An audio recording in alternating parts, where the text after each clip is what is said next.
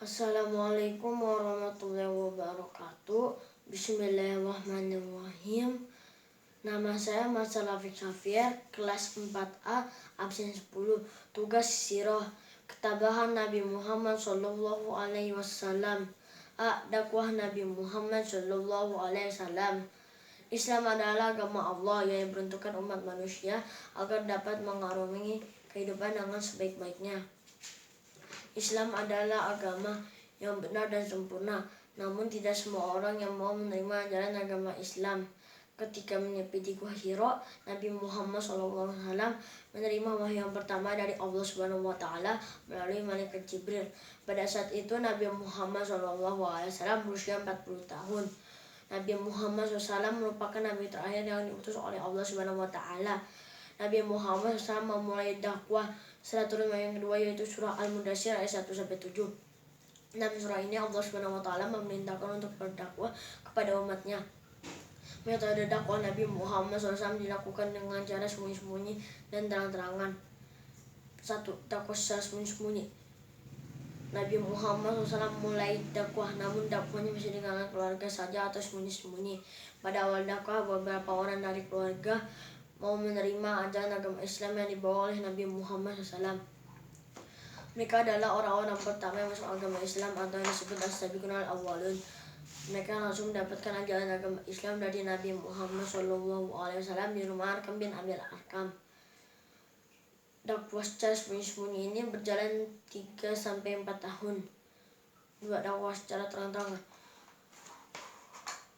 Pada tahun keempat kenabian, turunlah perintah Allah Subhanahu wa Ta'ala, yaitu memerintahkan Nabi Muhammad SAW untuk berdakwah secara terang-terangan.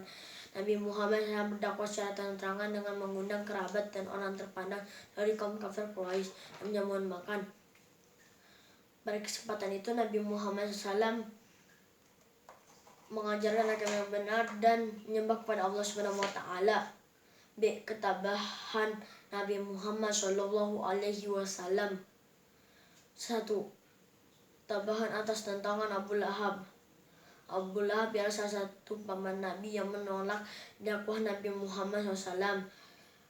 Berawal dari dakwah Nabi Muhammad SAW dan menjamukan makan, ia menolak dengan keras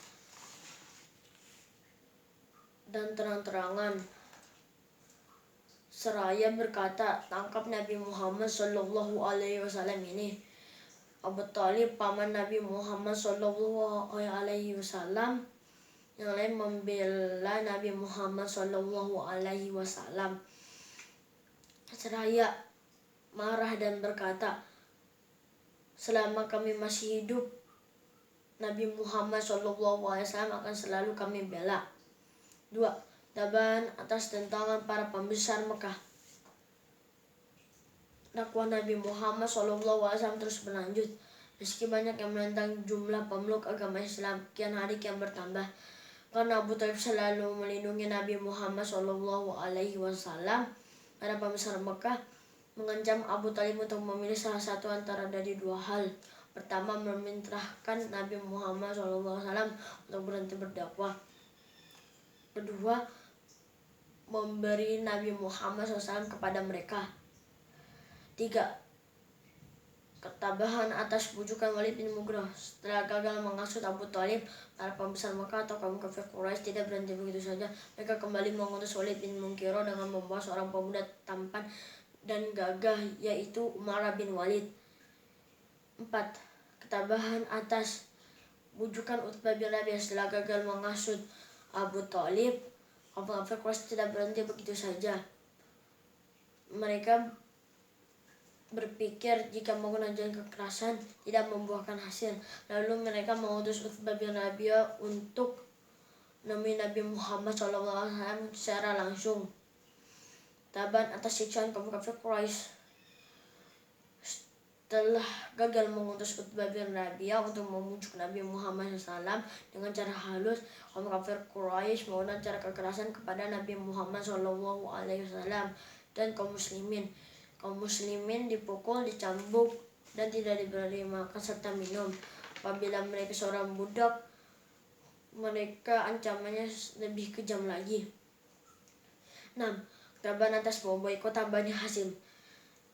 dua orang mendapat julukan singa Arab masuk Islam, yaitu Hamzah bin Abdul Muthalib dan Umar bin Khattab.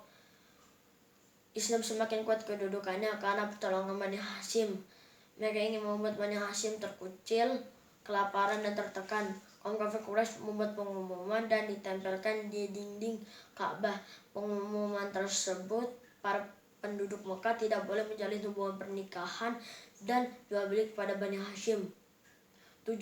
Taban atas meninggalnya paman dan istri Nabi. Setelah terbebas dari pemboikotan, beberapa bulan kemudian Abu Thalib jatuh sakit karena sudah lanjut usia dan mengalami penderitaan di pengasingan selama 3 tahun. Umur yang ke-87 Abu Thalib wafat. C. Ketabahan para sahabat Nabi Muhammad SAW dan para tidak hanya Nabi Muhammad SAW yang mendapat tantangan dari kaum kafir Quraisy dan berdakwah. Siksaan, penghinaan, dan serangan juga dialami oleh para sahabat Nabi Muhammad SAW. 1. Khadijah binti Khalid. Khadijah binti Khalid adalah istri tercinta Nabi Muhammad SAW. 2. Abu Bakar As-Siddiq. Abu Bakar adalah putra Abi Quhafah. 3. Fatimah Zahra binti Muhammad. Fatimah adalah putri Nabi Muhammad SAW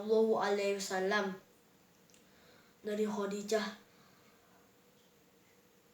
4. Ibnu Mas'ud. Ibnu Mas'ud adalah seorang pemberani. 5. Keluarga Sumayyah.